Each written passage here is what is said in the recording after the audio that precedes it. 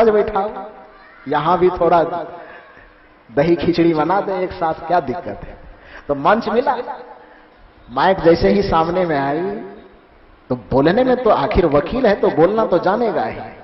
तो बड़ी लंबी चौड़ी भूमिका को बांधते बांधते उन्होंने कहा कि जितने लोग प्रवचन करने आए हैं मैं उनसे एक सवाल करना चाहता हूं। जैसे ही सवाल का नाम हुआ तो मेरा कान खड़ा हो गया कि क्या सवाल करेंगे। सवालों की कतार में वो सवाल उन्होंने किया कि इस धरती भारत को धर्म भूमि कहा जाता है, भारत को ऋषि भूमि कहा जाता है, भारत को संतों की भूमि कहा जाता है। इस संतों की भूमि में उन्होंने पता नहीं कहां से उसको जनगणना करके मिला होगा, हमें नहीं मालूम। उन्होंने कहा कि इस भारत की भूमि पर, इस संतों ऋषि मुनियों की धरती पर एक दिन में विभिन्न मत पंथ संप्रदाय के सत्संग का पंडाल लगता है, लगभग 30,000 पंडाल, जिसका सरकारी आंकड़ा वो बता रहे थे कि 30,000 पंडाल, कहीं कबीर मत के तो कहीं संत मत के, कहीं और मत के, कहीं गायत्री मत के, कहीं लाल मत के, कहीं उजला मत के, कहीं काला मत के, विभिन्न मत पंथ संप्रदाय के लगभग 30,000 पंडाल एक दिन में पूरे भारत में लगता है प्रतिदिन। उन्होंने कहा मुझे मालूम नहीं, लेकिन इतने पंडाल लगने के बावजूद भी, सभी पंडालों में हजारों लाखों की भीड़ रहने के बावजूद भी धरती पर बेईमानी, शैतानी, चोरी, भ्रष्टाचारी, जुआ, न प्रकार जितने अवगुण को त्यागने की बात की जाती है तो मंचों से बातें की भी जाती है और सुनने वालों लोगों की भी कमी नहीं है। लाखों की संख्या में भीड़ जमी रहती है। एक दिन में 30,000 पंडाल में पूरे भारत की उसके पास कोई सर्वेक्षण होगा। लेकिन इतना सब चीज होने के बावजूद भी जितने सत्संग किए जा रहे हैं, जितना पंडाल सज रहा है, उसी अनुपात में चोरी, बेईमानी, शैतानी, हिंसा इत्यादि दुर्गुण पाप भी बढ़ते जा रहा है। तो फिर इस सत्संग को करने की क्या आवश्यकता है? इस प्रश्न पर तो कुछ लोगों का मन खिल हो गया कि मेरा ही प्रश्न है। अच्छा प्रश्न किया, इस सत्संग की जरूरत क्या है? क्यों किए करें सत्संग? जितना सत्संग हो रहा है शिखर उतना बिक रहा है, इधर सत्संग भी उतना बढ़ रहा है, सरकारी प्रतिबंध के बावजूद भी चोरी छिपे लोग शराब पी ही रहा है। इतना सत्संग बढ़ रहा है उसके बावजूद भी चोरी, बेईमानी, शैतानी हो ही रहा है। तो सत्संग क्यों किया जाए? ये मैं नहीं कह रहा हूं, ये वकील साहब ने कहा। मैं सुन लिया। सुनने के बाद जब माइक मेरे सामने आया, वकील साहब जाने लगे। मैंने इशारा किया, माइक तब तक मेरे सामने आ गई थी। मैंने कहा वकील साहब, जब आपने प्रश्न किया है तो थोड़ा सा उत्तर भी आप सुन लेते तो अच्छा रहता। ऐसा क्या हो सकता है कुछ काम आपका बिगड़ता हो, लेकिन थोड़ा देर इंतजार कीजिए। प्रश्न करें और उत्तर सुने ही नहीं तो प्रश्न करने का मजा क्या आया है? प्रश्न किए तो उत्तर तो सुनना होगा। तो बैठ गए। उसके बाद मैंने बोलना शुरू किया। मैंने कहा कि अभी वकील साहब ने जो प्रश्न किया है कि सत्संग के पंडाल इतने लगने के बावजूद भी, इतना सत्संग होने के बावजूद भी धरती पर अपराध, अन्याय, पाप सब बढ़ते जा रहा है, तो सत्संग को बंद कर देना चाहिए, सत्संग की क्या जरूरत है? मैंने कहा बिल्कुल सही कह रहा वकील साहब, लेकिन साथ साथ उनके प्रश्नों में मैं भी कुछ प्रश्न को मिला देना चाहता हूं, और मेरे भी प्रश्न का यदि समाधान वकील साहब करवा दे तो आज ही मैं गारंटी दे देता हूं कि धरती के सभी सत्संग को मैं अपने तरफ से बंद करवा दूंगा। उन्होंने कहा कौन सा प्रश्न है? मैंने कहा कि इस पूरे धरती पर डॉक्टर है कि नहीं, डॉक्टर है कि नहीं, अस्पताल है कि नहीं, मेडिकल है कि नहीं, इंजेक्शन है कि नहीं, टेबलेट है कि नहीं, पूरे धरती पर सरकारी सुविधाओं से लेस होकर, सरकार के द्वारा वेतन पाकर डॉक्टर, नर्स, मेडिकल, हॉस्पिटल बनाने के बावजूद भी क्या धरती पर कोई व्यक्ति रोगी नहीं है? रोगी है कि नहीं है? यदि इतनी सरकार के द्वारा मेडिकल, हॉस्पिटल और डॉक्टर की व्यवस्था करने के बावजूद भी यदि कोई रोगी दिखाई देता है तो क्या इसका मतलब यह है कि हॉस्पिटल, मेडिकल को बंद कर देना चाहिए? यदि पूरे संसार में सरकार के वेतन पाने के बावजूद भी इतने पुलिस, इतने एसपी, डीएसपी, प्रशासनिक व्यवस्था, थाना, पुलिस, फाड़ी, वकील कोर्ट, न्यायालय, इतनी व्यवस्था करने के बावजूद भी धरती पर चोरी हो रही है, बेईमानी, शैतानी हो रही है, तो इसका मतलब क्या? वकालत खाना, पुलिस प्रशासन थाना को बंद कर देना चाहिए। इतने विद्यालय, इतने शिक्षक, इतने शिक्षा के प्रति सरकार की राशि लग रही है, सरकार शिक्षक को वेतन दे रहा है, सरकार पुस्तक की व्यवस्था कर रहा है, सरकार विद्यालय की व्यवस्था कर रहा है, इतने व्यवस्था करने के बावजूद भी अनपढ़ों की अभी संख्या मौजूद है, तो क्या विद्यालय को बंद कर दिया जाना चाहिए? किया जाना चाहिए? इसके दूसरे पहलू से आप सोचिए, दूसरा दृष्टिकोण लगाइए आप कि इतनी सरकारी सुविधा से युक्त होने के बावजूद भी, इतना विद्यालय, इतना शिक्षक होने के बावजूद भी यदि व्यक्ति अब भी अनपढ़ है, तो यदि ये विद्यालय, शिक्षक की व्यवस्था न होती तब धरती की क्या स्थिति होती, इसके विषय में थोड़ा विचार करके देखिए। दूसरे दृष्टिकोण से सोच करके देखिए कि यदि डॉक्टर, मेडिकल, हॉस्पिटल की व्यवस्था होने के बावजूद भी रोगी व्यक्ति किसी न किसी भांति रोग से ग्रस्त हो रहा है, तो यदि यह डॉक्टर, हॉस्पिटल, मेडिकल की व्यवस्था न होती तो धरती पर रोगियों की कितनी कतार होती, ये गणना करके आप सोच के देखिए। यदि धरती पर पुलिस प्रशासन, चौकीदारी व्यवस्था, न्यायालय, कोर्ट कचहरी होने के बावजूद भी लोग आपराधिक प्रवृत्ति से दूर नहीं हट पा रहे हैं, तो एक कल्पना करके जरा सा देखिए, यदि एक दिन के लिए संविधान, कानून, पुलिस प्रशासन, चौकी, थाना, फाड़ी, कोर्ट, न्यायालय को एक सप्ताह के लिए हटा करके देख लिया जाए तो पूरे धरती की क्या स्थिति होगी, जरा सा कल्पना करके देखिए, तो अनुमान अपने आप लग जाएगा।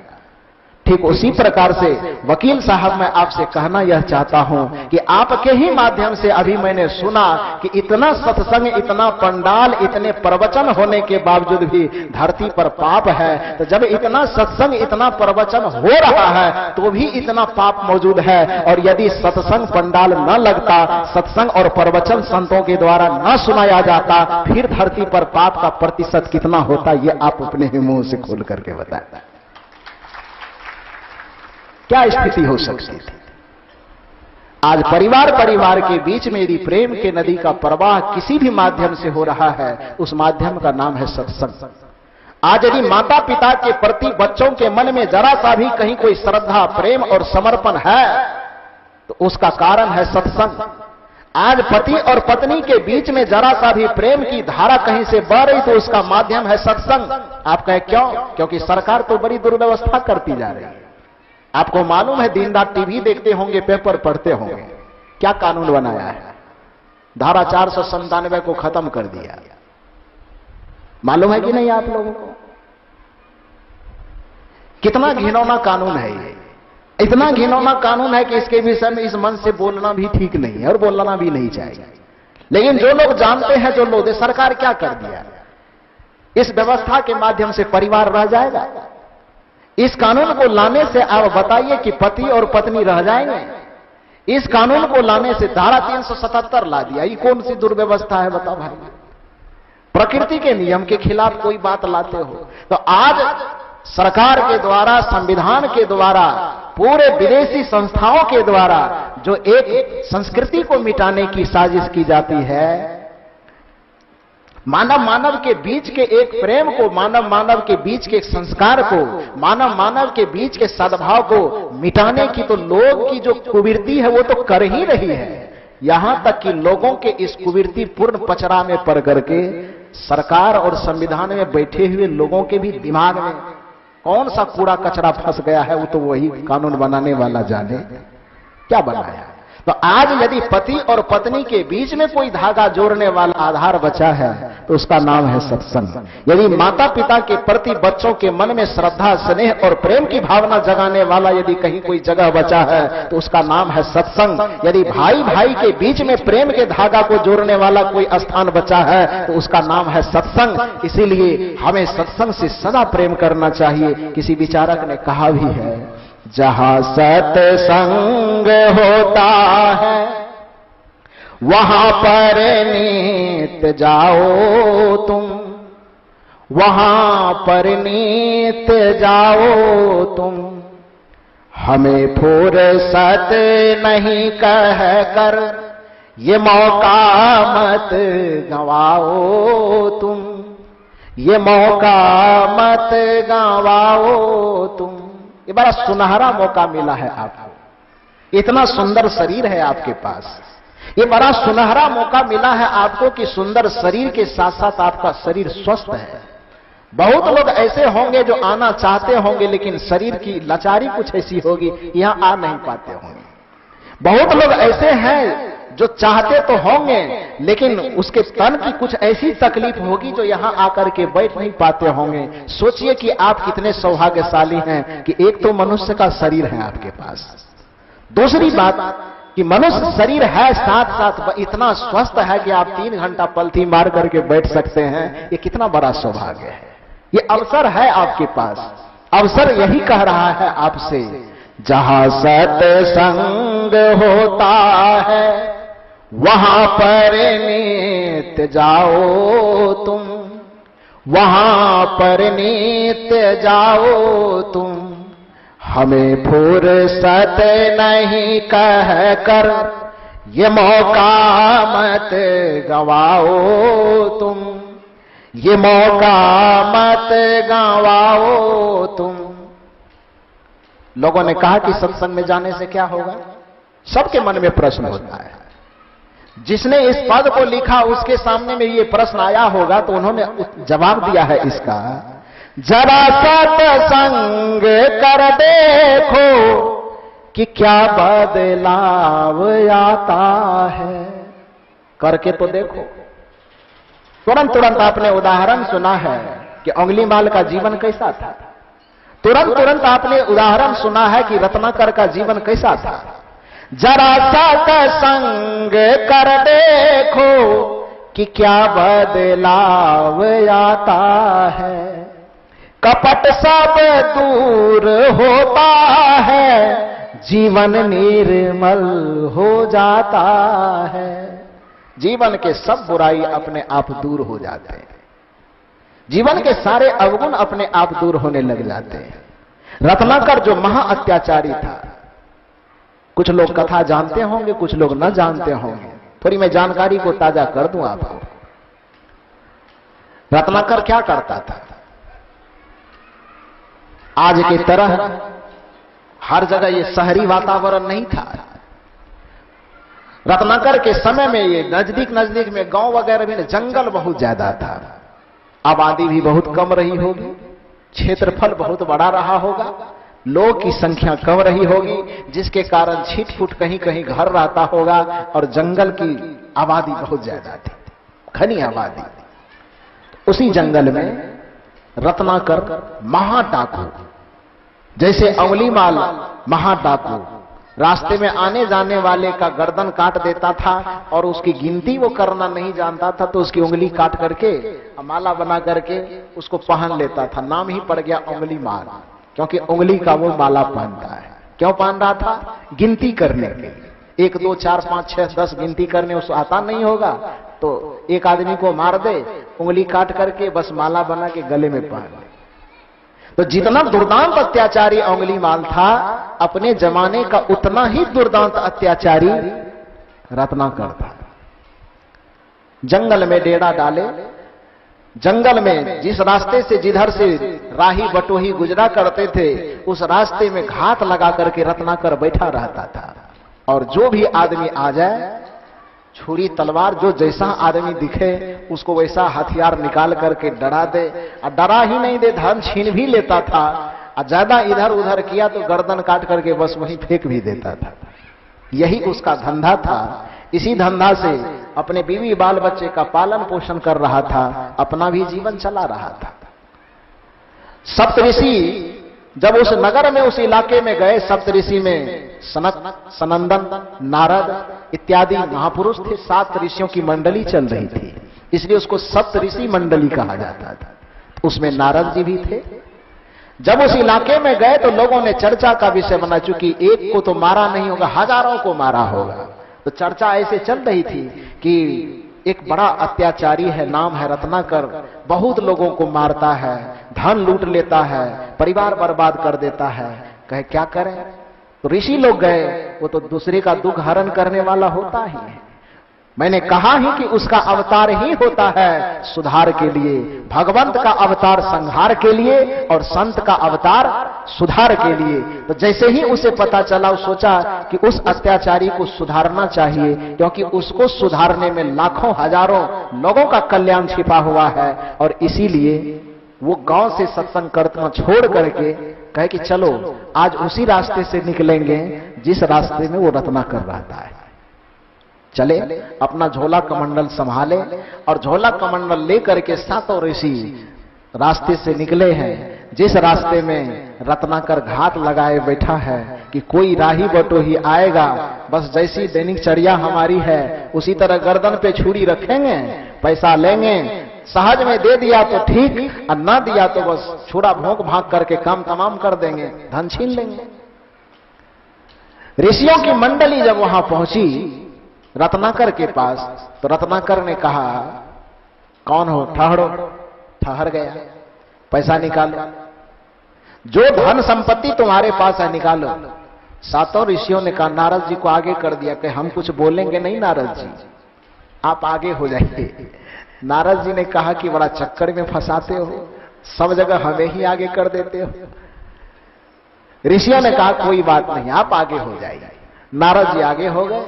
नारद जी ने कहा कि तुम क्या मांग रहे हो?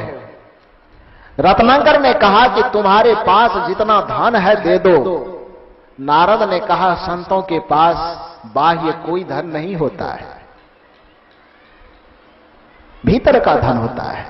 प्रवचन के दरमियान में हमारे पूज्य श्री आनंद स्वरूप साहब ने कहा था कि मीराबाई के पास बाहरी संपदा हो कि न हो, लेकिन फिर भी वह नाच रही थी, फिर भी वह आनंद से झूम रही थी, फिर भी वह मस्ती में गा रही थी, क्योंकि उसके पास बाहर की कोई संपदा हो कि न हो, उसके पास भीतर की संपदा थी। क्योंकि मीरा के नाचने का वजह यह था, पायो जी मैंने राम रतन धन पायो, पायो जी मैंने राम रतन धन पायो। ये राम रतन धन दिया किसने था? भगवान ने नहीं दिया था, संत ने दिया था। मीराबाई से कहा कि जो राम रतन धन को तूने पाया, जिसके वजह से तुम आनंद से नाच रही हो, जिसके वजह से तुम मुस्कुरा रही हो, जिसके वजह से जहर भी तुम्हारे पास जाकर के अमृत बन जा रहा है, जिसके कारण उलाहना भी तुम्हारे ऊपर जाकर के आशीर्वाद बन रहा है, जिसके कारण गाली भी तुम्हारे ऊपर जाकर के फूल बन रहा है, ऐसा कौन सा धन पाया?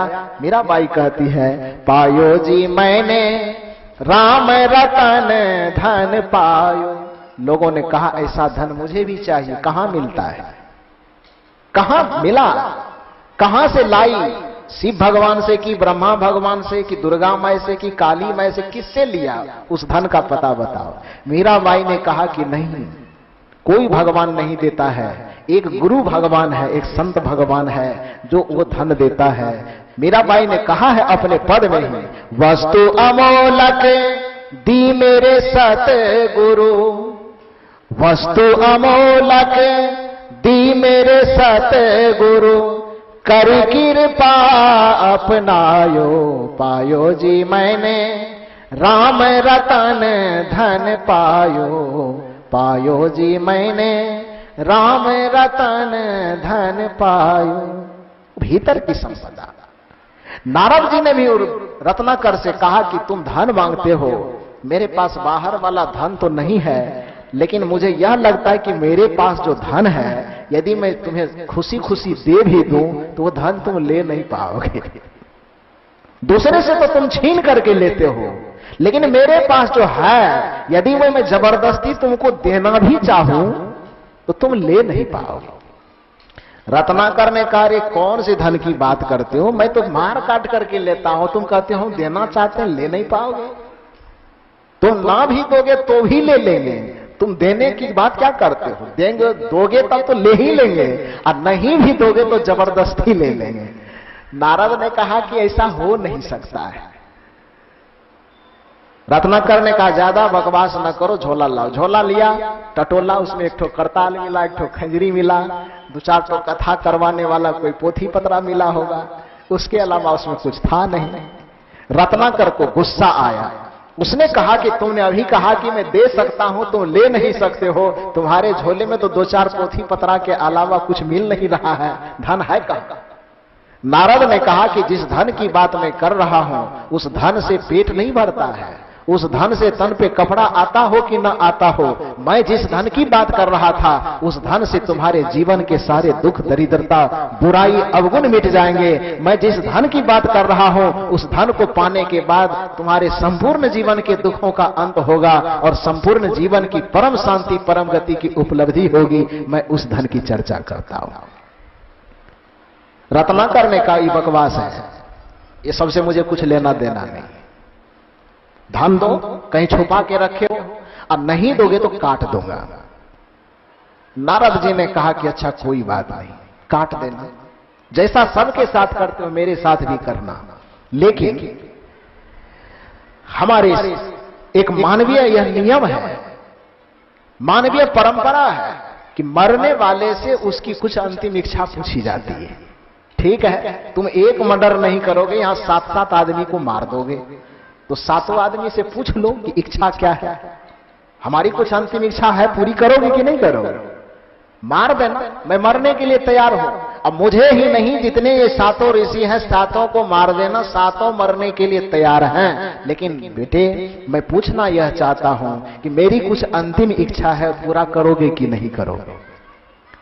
रत्नाकर ने सोचा हां ऐसा तो व्यवस्था है, हर जगह किसी को फांसी पे भी लटकाया जाता है, तो पापी से पापी आदमी की भी अंतिम इच्छा पूरी की जाती है। तो ये साधु महात्मा है, ये कह रहा है मेरी कुछ अंतिम इच्छा पूरी करो, तो कुछ होगा थोड़ा बहुत पूरा कर देंगे, गला काट देंगे सबका। नारद जी ने कहा कि मेरी अंतिम इच्छा यह है कि एक बार तुम शांति पूर्वक सोचो कि तुम्हारे साथ क्या जाएगा।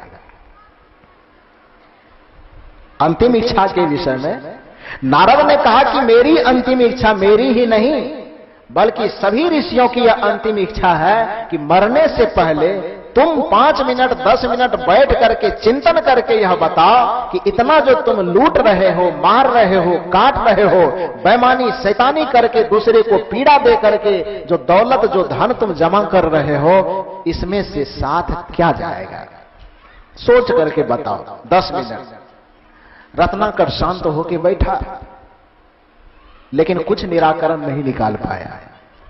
उधर से एक बात सोच करके, उसका उत्तर सोच करके आया कि कुछ मिले न मिले, लेकिन जिसके लिए मैं लूट मार कर रहा हूं, जिस पत्नी के लिए, जिस बच्चे के लिए, जिस मां के लिए, जिस बाप के लिए, जिसके लिए भी मैं धन दौलत लूट रहा हूं और जिसको खिला रहा हूं, पहना रहा हूं, उसके काम आएगा, तो वो मेरे साथ जाएगा कि नहीं जाएगा? और यदि वो साथ जाएगा अथवा न जाएगा, लेकिन कम से कम जो हम गलत कर रहे हैं, पाप कर रहे हैं, अपराध कर रहे हैं, तो इसकी जो सजा मिलेगी, इसका जो दंड मिलेगा, तो मेरे पाप में हिस्सेदारी निभा करके, मेरे दुख में सहभागी होकर के वो सब दुखों का, पापों का बंटवारा कर लेगा। नारद ने कहा यही भूल है तुम्हारी, पाप तुम कर रहे हो, पाप का फल तुम्हें भोगना होगा।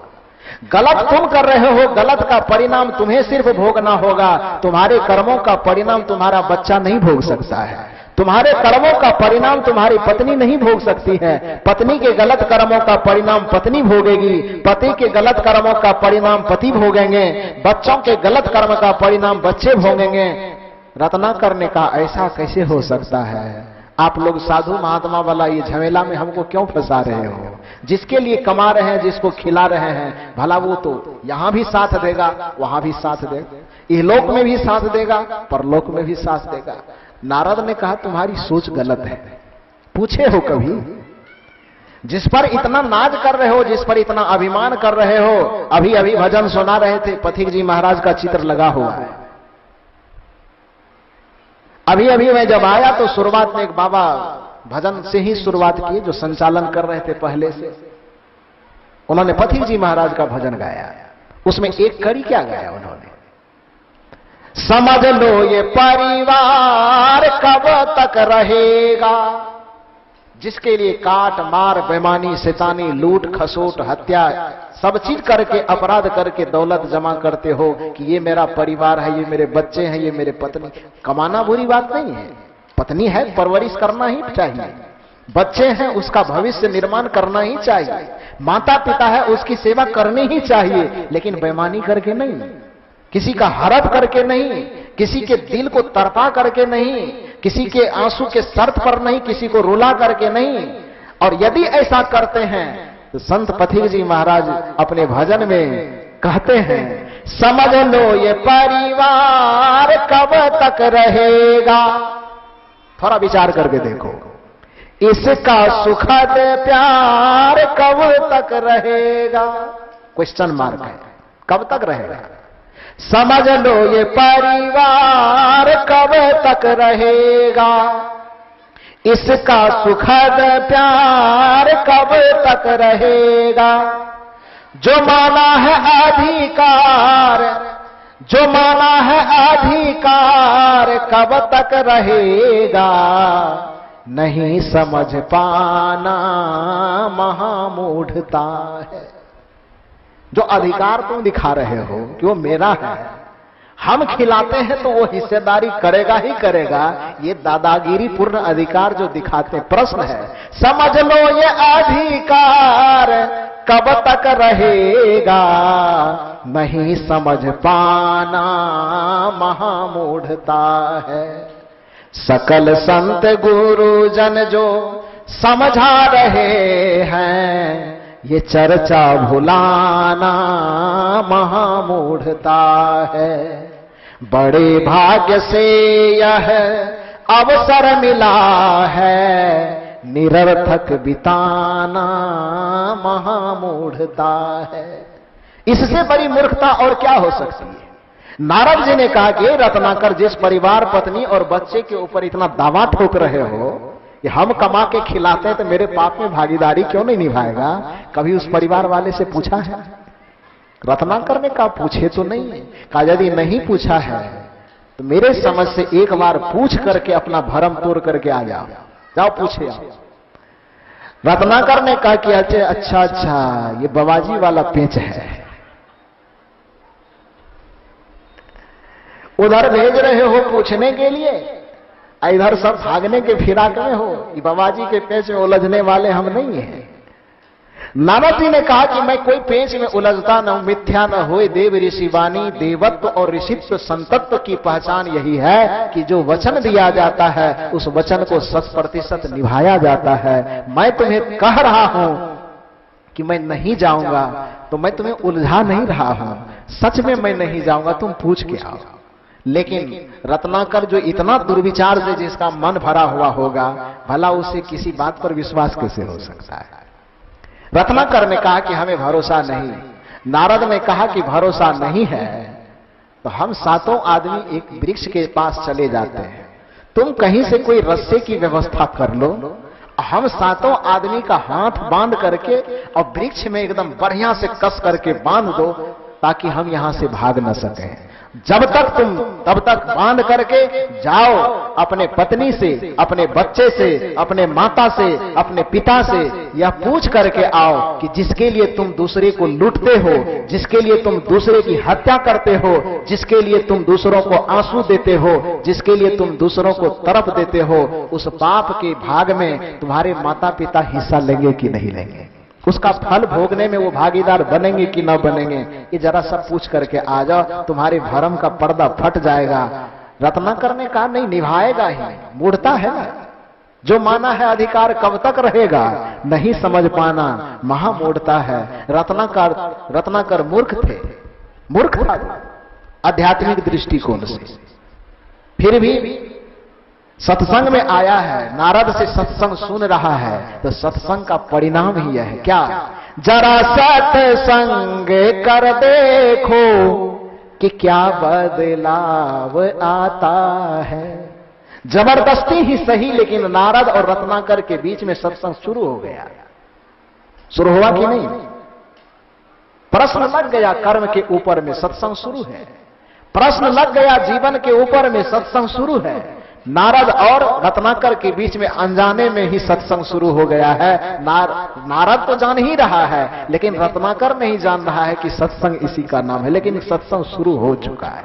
और सत्संग जिसके जीवन में शुरू हो जाएगा तो क्या होगा, जरा सत्संग कर देखो कि क्या बदलाव आता है। कपट सब दूर होता है, जीवन निर्मल हो जाता है। इस शर्त के, इस नियम के अनुसार रत्नाकर का जीवन बदलेगा कि नहीं बदलेगा? नारद ने कहा कि जाओ पूछ के आओ। थोड़ी देर के लिए यकीन तो नहीं हुआ, लेकिन जब बांध लिया रस्सी में तो सोचा अच्छा ठीक है, जाते हैं पूछ के आते हैं। तब तक मैं भाग करके कहां जाएगा? गया पूछने के लिए। सबसे पहले माता पिता के पास गया। धरती के कोई भी माँ बाप यह नहीं चाहते हैं कि मेरे बच्चे चोर डकैत लुच्चा लफंगा बने। धरती का कोई माँ बाप ऐसा नहीं चाहता हो। अब कोई पापी ही हो, उसकी गिनती में नहीं बता सकता हो, लेकिन प्रतिशत में 99% ऐसे माता पिता होंगे जिसके दिल में यह अरमान होता है कि हमारा बच्चा कुछ बन सके न बन सके, लेकिन भला इंसान जरूर बने, ताकि हमारे द्वारा हमारे परिवार में जो मान सम्मान प्रतिष्ठा को जो अपने बदौलत हमने कमाया है, हो सकता है बच्चे उसको और आसमान तक ले जाए कि न ले जाए, कम से कम जो परिवार के द्वारा प्रतिष्ठा कमाई गई है उस पर कोई हमारा बच्चा दाग न लगावे, धब्बा न लगावे। ये दुनिया के प्रत्येक माता पिता का अरमान होता है। आज रत्नाकर के पास, रत्नाकर दौड़े दौड़े गया और सबसे पहले अपने मां के पास, पिता के पास गया और वहां जाकर के माता पिता से प्रश्न करता है कि बाबा मां यह बताओ कि आज तक 10 बरस से 20 बरस से मैं दूसरे को मार करके, काट करके, लूट करके, बेईमानी करके, शैतानी करके जो तुम्हें खिला पिला रहा हूं, मैं एक बात पूछने आया हूं कि इतने चोरी बेईमानी शैतानी से जो पाप मेरे ऊपर चढ़ रहा है और उस पाप की कमाई से जो तुम लोगों का पेट भर रहा हूं, तो वो पाप से जब मुझे दंड मिलने लगेगा, जब पीड़ा मिलने लगेगी, तो उस पाप के फल में बंटवारा करोगे कि नहीं करोगे? माता पिता के समझ में आई कि आज इसके जीवन में अपने पाप और पुण्य का विचार जगा है, निश्चित ही इसको कोई संत मिल गया होगा, इसीलिए इसके हृदय में ज्ञान का दिया आज जल गया है। उसे लगा कि आज ही लोहा गर्म है, इस पे हथौड़ा जरूर मारना चाहिए। और उसने रत्नाकर से कहा कि बेटा,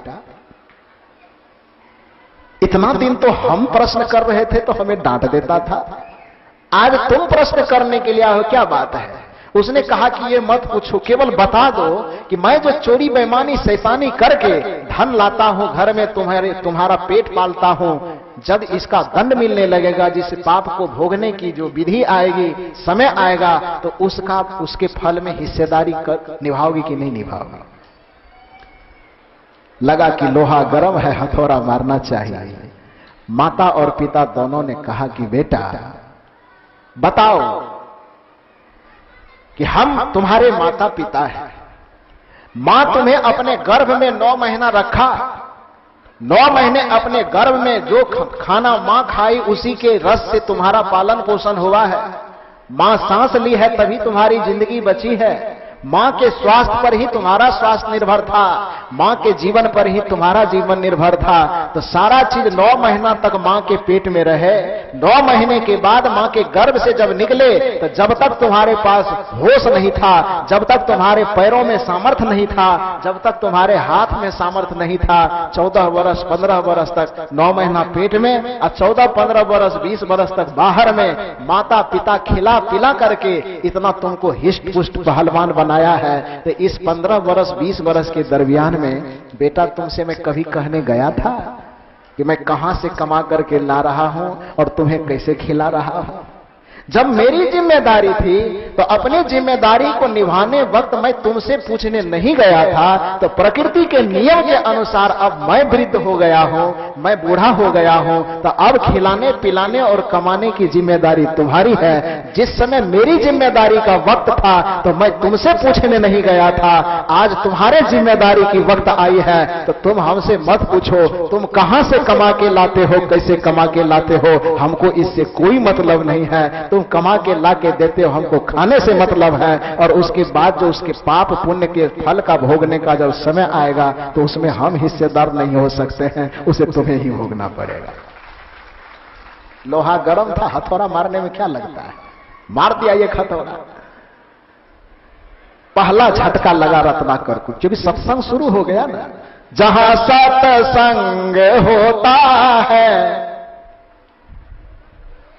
जरा सत्संग कर देखो कि क्या बदलाव आता है।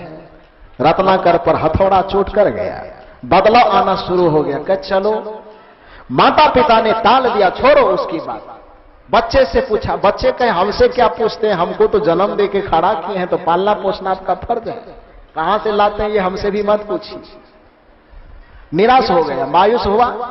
जा ही रहा था कि उसे अचानक ख्याल आया कि चलो माता पिता न सही, बाल बच्चे न सही, लेकिन सनातन धर्म में पति और पत्नी को अर्धांग और अर्धांगिनी कहा जाता है। आधे अंग का हिस्सेदार मैं पति हूं, वो पत्नी है, तो आधे अंग मैं, आधा अंग वो, दोनों मिला करके एक जीवन होता है, गृहस्थ जीवन होता है। तो कोई साथ दे न दे, जिसको धर्म, जिसको शास्त्र, जिसको समाज अर्धांगिनी कहता है, थोड़ा उनसे पूछ ले कि वो क्या जवाब देती है, वो साथ देगी कि नहीं देगी। वो सुख दुख में साथ निभाने का कसम भी खाई है, तो सुख में साथ जब हम दे रहे हैं तो दुख में वो साथ देगी कि नहीं देगी, उससे भी पूछ लिया जाए। दो हथौड़ा तो इधर से लग ही चुका था, एक माता पिता के द्वारा और दूसरा बच्चे के द्वारा। जैसे ही गरमाया, तिलमिलाया, रत्नाकर पहुंचा पत्नी के पास। पत्नी से रत्नाकर कहता है कि देखो प्रिय, आज बड़ा असमंजस में मैं हूं। 14-15 बरस से जो लूट के, खसोट के, बेईमानी, शैतानी करके जो तुम लोगों को खिला पिला रहा हूं, पहना रहा हूं, इज्जत से रख रहा हूं, यदि उस पाप का फल भोगने का समय आएगा तो उसमें तुम मेरा साथ दोगी कि नहीं। पत्नी को भी लगा इतना दिन समझाते समझाते हम थक गए हैं। समझाते थे, ज्यादा सा कुछ कहें तो लाठिए डंडा लेके उठता था, जरा सा कुछ कहे तो जूता चप्पल ही खोजने लगता था। आज लगता है किसी न किसी पल्ला में पड़ा है। लोहा बहुत गर्म है, हमें भी एक हथौड़ा मार ही देना चाहिए। मौका का फायदा उठाई रत्नाकर की पत्नी ने कहा, पतिदेव शांत होके पहले बैठ जाइए। रत्नाकर ने कहा, फुर्सत नहीं है, जल्दी बताओ कि आप क्या पूछने आए हैं। रत्नाकर ने कहा, यही कि बेईमानी शैतानी करके मैं कमा खिला रहा हूं, उस पाप का जब सजा भोगना होगा उस दंड में तुम हिस्सेदारी निभाओगी कि नहीं, इसका जवाब चाहिए। पत्नी ने कहा कि मैं आपका जवाब दूंगी, आप जो जवाब सुनने आए हैं मैं निश्चित उसका जवाब दूंगी, लेकिन पतिदेव आपके जवाब देने से पहले एक सवाल मैं आपसे करना चाहता हूं। ध्यान से सुनिए, अब ज्यादा देर बोलेंगे नहीं, तो संपन्न कर देंगे। तो रत्नाकर ने कहा, उसकी पत्नी कहती है कि आपका जवाब मैं दूंगी, लेकिन मैं भी आपसे एक सवाल करना चाहती हूं, उसका जवाब दीजिए। रत्नाकर ने कहा, जल्दी जल्दी पूछो जो पूछना है और हमको जवाब दो, क्योंकि उसको ये ख्याल है कि कहीं वो बंधन खोल करके कहीं साथों भाग न जाए, फंसा के रखा है ना वहां पर। तो इसके लिए क्या किया, पत्नी कहती मेरे सवाल का जवाब दीजिए, उसके बाद मैं आपके सवाल का जवाब दूंगा। हड़बड़ाहट के कारण रत्नाकर कुछ ज्यादा नहीं बोला, का ठीक है सवाल करो, क्या सवाल करती हो। पत्नी कहती है रत्नाकर से कि रात में भोजन आप लोग किए थे कि नहीं किए थे। रत्नाकर को गुस्सा उठ गया कि मैं कितना एक आदमी को वहां बांध करके आया हूं सवाल पूछने के लिए, और कितना बड़ा प्रश्न मैं तुमसे कर रहा हूं, आज रात में खाना खाए कि नहीं खाए, इस सवाल का उस जवाब से क्या लेना देना है। पत्नी ने कहा, बस सवाल मेरा है, जवाब आप दीजिए, क्यों पूछ रहे हैं ये मत पूछिए, मेरा सिर्फ इतना पूछना है कि रात में आपने भोजन किया था कि नहीं किया था। रत्नाकर ने कहा कि हाँ किए थे। क्या क्या खाए थे, दाल भात सब्जी पापड़ अचार, के स्वाद लगा था कि नहीं लगा था, अच्छा से बनाई थी तो स्वाद लगेगा ही, बड़ा सुंदर लगा था खाने में। दाल भात सब्जी पापड़ घी अचार खाने में बड़ा सुंदर लगा था। रत्नाकर की पत्नी अपना हाथ निकालती आगे में दिखाई, पतिदेव ये उंगली देखी, वो उंगली में क्या हो गया था, तो जल गई थी, जिसके कारण फोला हो, फोला समझते हैं ना, फोका बोलते हैं, तो वो हो गया था। तो रत्नाकर ने कहा ये कैसे हुआ। तो पत्नी कहती है कि जिस खाना को स्वाद ले लेकर के रात में उंगली चाट चाट करके आप पूरे परिवार वाले खाए हैं, वही खाना बनाने में जब चावल बना रहे थे तो खौलते हुए पानी में चावल डालना पड़ता है ना। तो खौलते हुए पानी में जब चावल डाल रहे थे तो चावल गिराने के क्रम में मेरी उंगली भूल से फिसल गई और खौलते हुए पानी में चली गई, जिसके कारण फोला हो गया, जल गया है। रात भर लहर से हम तबाह तबाह हो गए। पतिदेव, मैं आपसे पूछना यह चाहती हूं कि जिस खाना को बनाने के क्रम में मेरी नादानी के चलते, जिस खाना को बनाने में, जिस चावल दाल सब्जी को बनाने के क्रम में मेरी नादानी से ही मेरी उंगली खौलते हुए पानी में चली गई, तो उससे जो जलन मिली, उससे जो पीड़ा मिली, उसके लहर को तो भर रात छटपटा करके हम अकेले भोगे हैं। लेकिन उस कर्म के परिणाम में जो दाल भात सब्जी बना, उसके स्वाद को ले ले करके तो आप पूरे परिवार के लोगों ने चटकारा मारा है। दाल को खाया, घी खाया, पापड़ खाया, अचार खाया, पूरे चस्का ले ले करके खाए, उंगली चाट चाट करके खाए। लेकिन वही दाल भात सब्जी बनाने में जो मेरी उंगली जल गई, तो पीड़ा हमको अकेले भोगना पड़ा कि आप सब मिलके भोगे हैं। रत्नाकर ने क्या कहा, क्या जवाब देगा? रत्नाकर ने कहा कि नहीं प्रिय, सही में दाल का स्वाद, भात का स्वाद, सब्जी का स्वाद, दही पापड़ अचार का स्वाद तो हम सब मिलकर के खाए हैं। लेकिन उस स्वाद को बनाने में जो तुम्हारी भूल से हाथ गर्म पानी में चली गई, तो उसके परिणाम, उसके पीड़ा को भोगने में तुम अकेले भोगा है। हम लोग तो पीड़ा का अनुभव भी नहीं किए।